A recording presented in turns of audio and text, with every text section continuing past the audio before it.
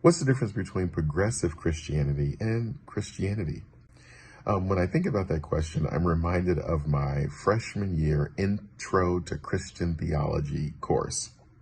My professor asked each of us to write down on a piece of paper a word that we believe described God.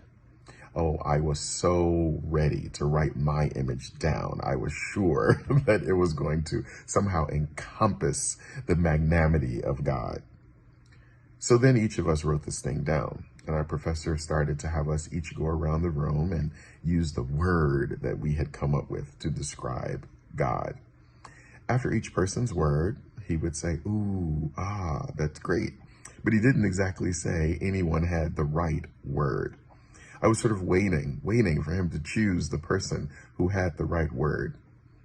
And then he simply said this: everything that you've written, tear it up. None of the words that we could have come up with are big enough to describe the divine, to describe God.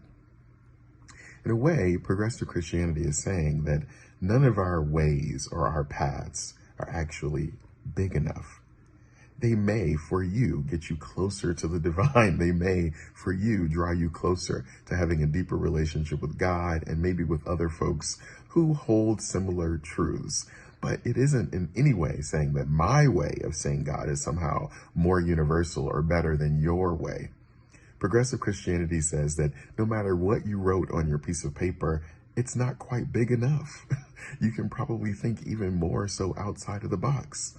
And maybe if we were to encounter each other saying, wow, ooh, ah, your way is also beautiful, but it's not really the only way, then we might have a more elongated table or truly dismantle the table and created a bigger circle so that everyone's connection to God could be accessible.